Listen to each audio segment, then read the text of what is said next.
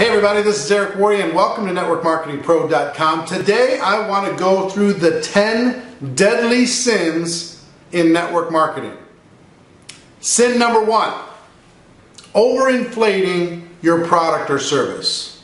So many times we are so excited and we really want that person to join our business, so we embellish, we exaggerate, we put claims out there that don't really need to be out there. And actually this hurts our credibility more than it helps it. If you tell someone it'll help certain symptoms, fantastic. Help certain situations, fantastic. But you don't need to go overboard. Don't go crazy, because you lose credibility. You don't gain it. Deadly sin number 2, lying about your income.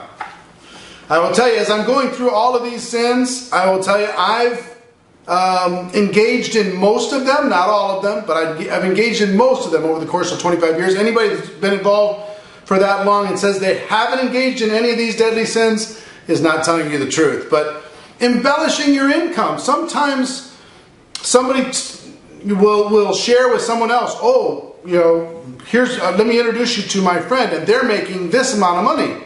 And you don't correct them. You don't stop them. That's the same as lying. Going up and doing a testimonial, maybe your income's dropped a little bit from your highest ever income, and you say it anyway, or you feel like you have to inflate it a little bit more or a little bit more. It hurts you on the inside and it crushes your credibility. So that's deadly sin number 2, lying about your income or misleading people about your levels of success. Deadly sin number 3, talking negatively about a distributor, about your company, about anything, frankly, in general. Nobody wants to follow a negative leader. And sometimes we get frustrated and we want to blame others, but just make sure that we are uniting inside of our community, and we can, you know, talk negatively about the matrix outside of network marketing, talk negatively about people who are stuck in meaningless jobs, but let's not talk negatively about another distributor, even if they've done something bad. Let's not talk negatively about our company. And let's not talk negatively about anything in general. You know, the old axiom, positive down, negative only goes up. I would even tell you, from a person that's been in the up level, nobody wants to hear that either. You know, I understand sometimes you feel the need to vent, but it's better that you get better than feeling the need to dump your problem on somebody else. So talking negatively in general, deadly sin number 3. Number 4, this is a big one that I've struggled with my entire career, inconsistency. You get excited, you're fired up, it's the beginning of the year, you're going to charge out there, you're going to change the world. And January 15th, where'd you go? You disappeared for a week or 2. Then you come back and you're charged up and you listen to a call or you attended an event and you told the team, okay, we're going to do this, and then you disappear 3 weeks later. See, people will follow somebody who's consistent 52 weeks of the year. They're not going to follow somebody who's hot, cold, hot, cold, hot, cold. And I've been guilty of that my entire career. Inconsistency will crush momentum.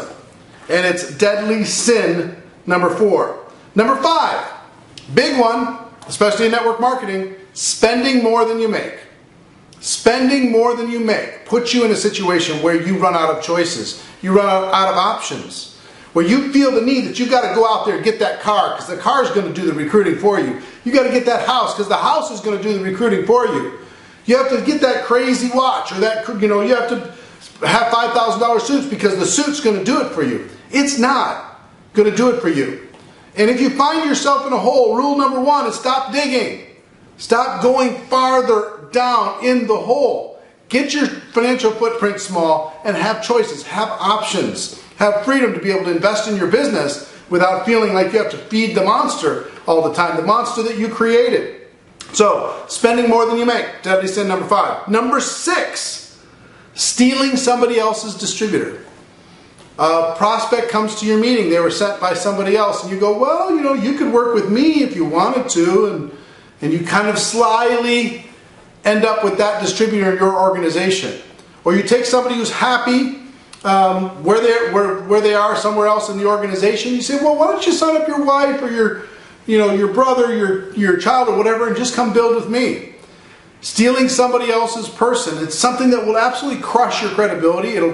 It's hurt me. I've fallen susceptible to it a few times in my career, and I wish I hadn't done it every single time. Everybody loses every single time, and you can rationalize anything.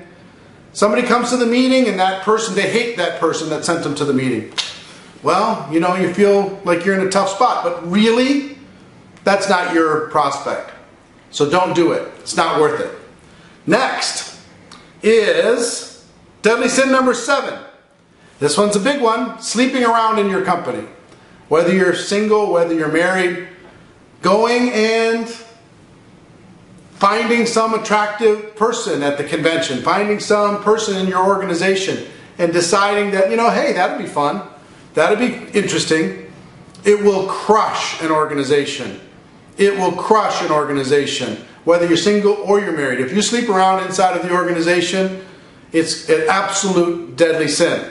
That's number 7. Number 8, the public drunk or the addict. The person who is engaging in inappropriate behavior publicly. What you do privately, that's up to you. It's still going to be an issue, of course. But if you get drunk at the company convention, if you are an addict at the company convention, if you are engaging in inappropriate behavior in front of the organization, I promise you, it's going to be an organization killer. No one's going to follow you if you engage in that behavior. Number 8. Number 9, hogging the stage. Saying, well, you know what, I'm so good at this that I need to be the one that's doing all the presentations.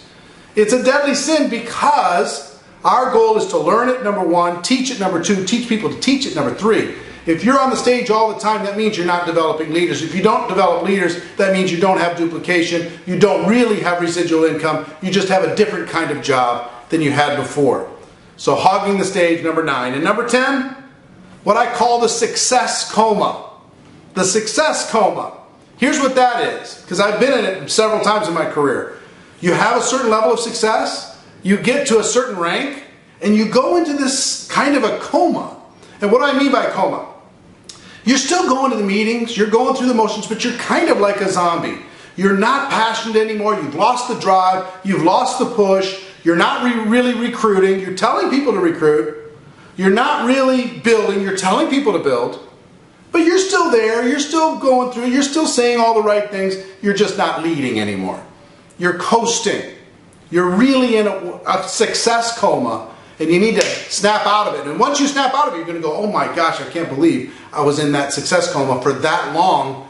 Wow, the time that I wasted. So, let me recap all 10.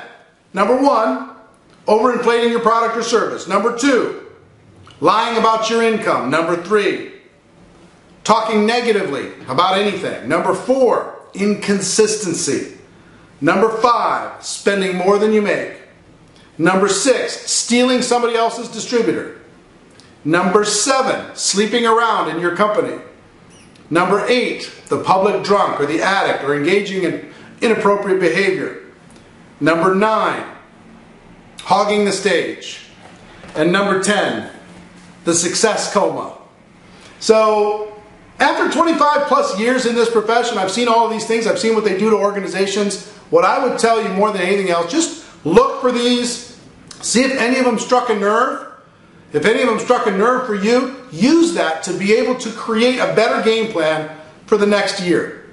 Use that to say, okay, I'm going to get away from that bad habit and I'm going to engage in this new good habit. I'm going to replace that bad habit with a good habit. I'm going to change. I'm going to get better. I'm going to make this next year my best year of my life. I hope that's been valuable to you. And ladies and gentlemen, my wish for all of you is that you decide to become a network marketing professional. You decide to go pro, because it is a stone cold fact that we have a better way. Now let's go tell the world. Everybody have a great day, and I'll see you tomorrow. Take care. Bye-bye.